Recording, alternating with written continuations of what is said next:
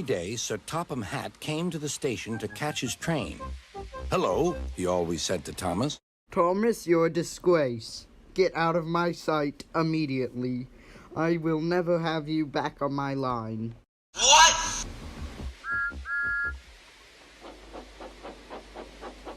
There were lots of freight cars, and Thomas worked very hard pushing and pulling them into place.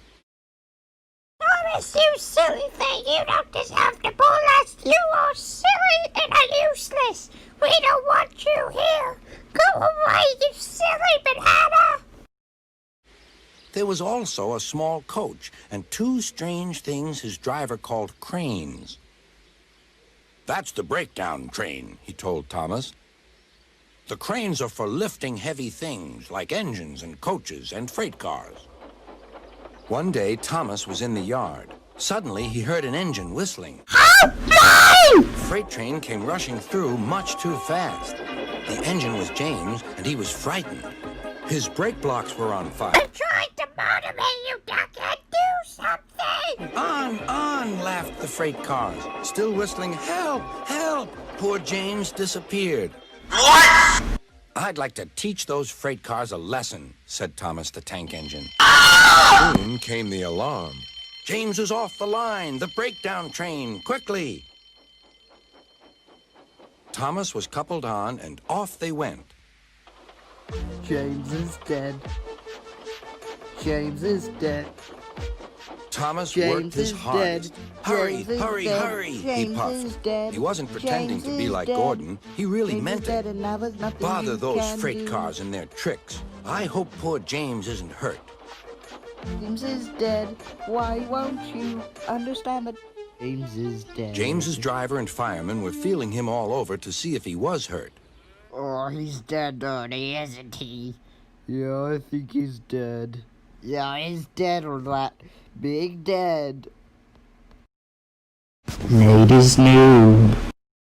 Thomas pushed the breakdown train alongside. Then he pulled away the unhurt freight cars. "Oh dear, they groaned. Serves you right, puffed Thomas. He was hard at work, puffing backwards and forwards all afternoon. "This'll teach you a lesson, he told the freight cars. And they answered, "Yes, it will, yes, it will." Oh my goodness, he's not dead. Oh, Bernie, what? He's a ghost. What? They left the What? broken cars. Oh, you idiot. Of course I'm not dead. I got bumped off the line, not get stabbed. Yes, Scruffy! Let's get out of here.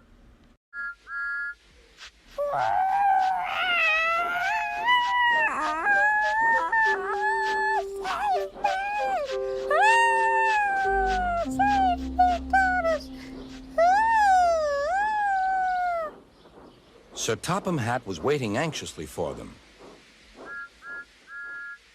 Thomas, did you attack my number 5 engine?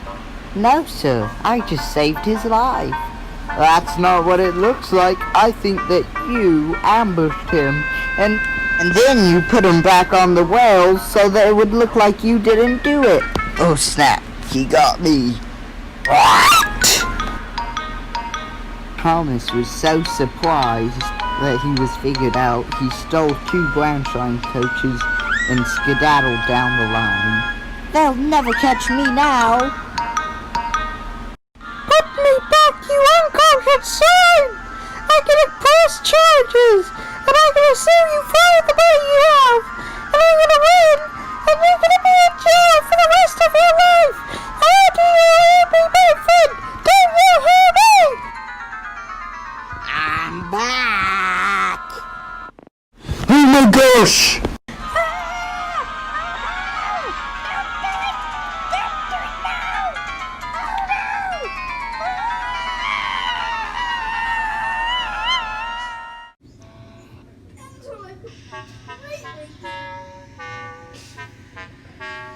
One day, Edward was talking to Trevor when Douglas steamed by. He was pulling a train of heavy coal cars. What are your wheels, you lazy piece of scrap? Later, Edward spoke to Douglas. Trevor and I are old friends, and you and he have a lot in common, too. We do? Quizzed Douglas. And what would that be? Mac and cheese is disgusting, said Edward quietly. Douglas gasped. Don't mention that word. It makes me wheels wobble. It does the same to Trevor, replied Edward. He was being sent To the stove? but they Macaroni. saved him, and now he's really useful again.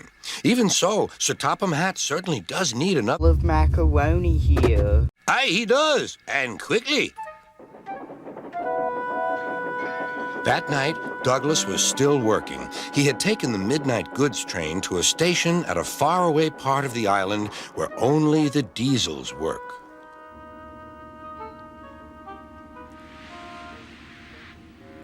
He was just shunting, ready for his return journey, when... That sounds like... Macaroni. He thought. The hiss came again. Who's there? Asked Douglas. A whisper came. It's the Dapper Bats, Macaroni. I am proud of it. Well, I'm Oliver, and I'm with my brake van towed. We've run out of coal and have no more steam. But what are you doing? Cooking macaroni. For whom? Jim and Neutron. Douglas shivered. Then he remembered Edward's story about saving Trevor. I'll be glad to help you. It'll have to look, though, as if you're ready for Macaroni. taking you away. Their drivers and firemen agreed to help, too. Everyone worked fast. No time to turn round. I'll run tender first. Come on.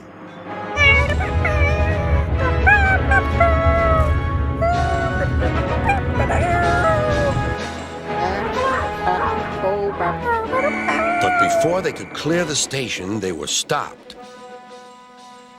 Aha! Called a foreman. Macaroni maker. You can't take these. Aye, but they're all for us, said Douglas's driver. See for yourself. The foreman looked all over Oliver.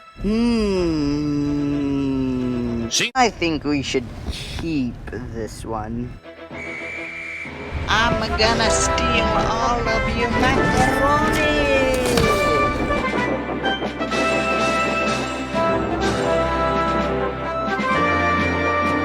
That was a near thing. We've had worse, replied Oliver, and they forged ahead.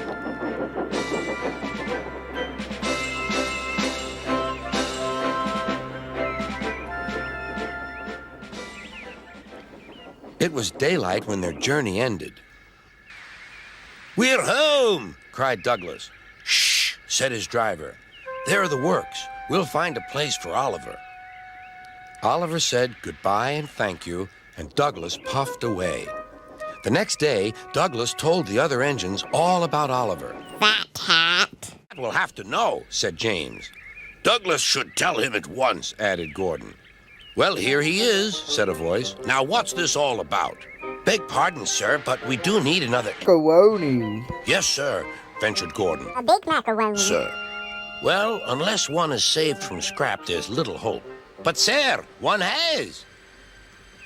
No, Douglas. The engine you took out of the scrapyard was getting scrapped because he was a murderer. Sir, he's Duck's problem. Everyone cheered. Except for Duck. Now, Oliver and Toad are mended and painted in full Great Western colors. Duck and Oliver are happy on their branch line. The others laughed at first and called it the Little Western. Duck and Oliver were delighted, and so the Little Western it will always be.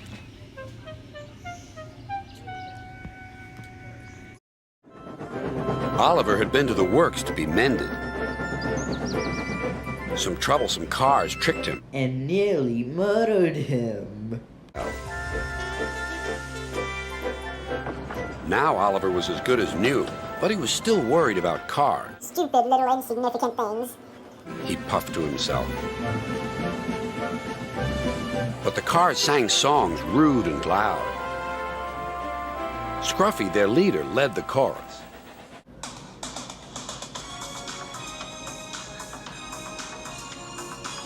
Oh, I don't have time for this.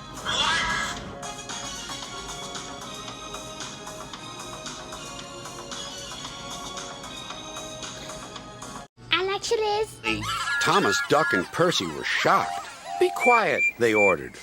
But they couldn't be everywhere, and everywhere they weren't, the cars began again.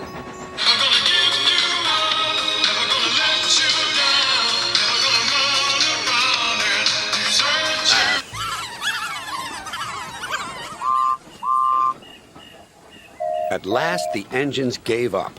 We're sorry, Oliver, they said.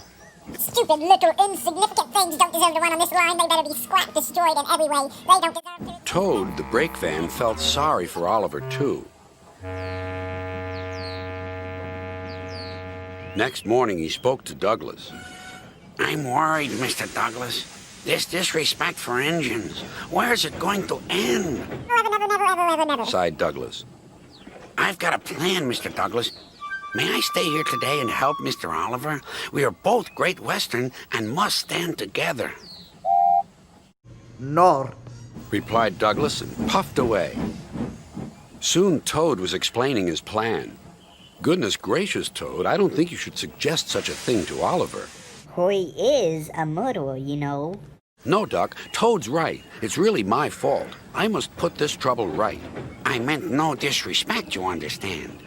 Of course not, Toad. Anyway, Driver says the same, and he's arranged it with the station master. Very well, Oliver, conceded Duck, but I must hurry. My passengers will be waiting. Good luck. So long, smiled Oliver bravely, but he felt dreadfully nervous inside. Oliver marshaled the worst cars 2 by 2. That's the way, Mr. Oliver, whispered Toad. And if you leave that scruffy till last, then you'll have him behind you, and you can bump him if he starts his nonsense.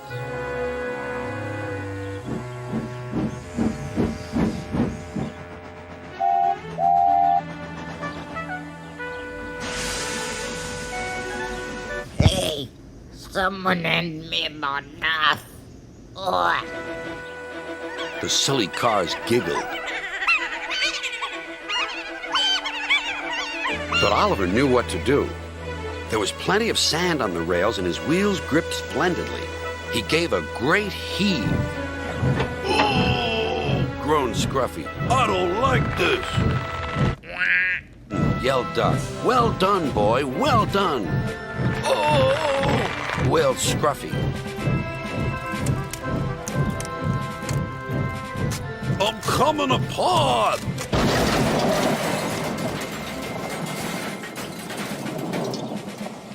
And he did. Then there was trouble. "Well, Oliver?" Another murder, I see. No, sir," said Oliver nervously. Sir Topham had inspected Scruffy. "As I thought. Rotten wood, rusty frames. Maybe if we put you back together, you'll earn yourself a better name."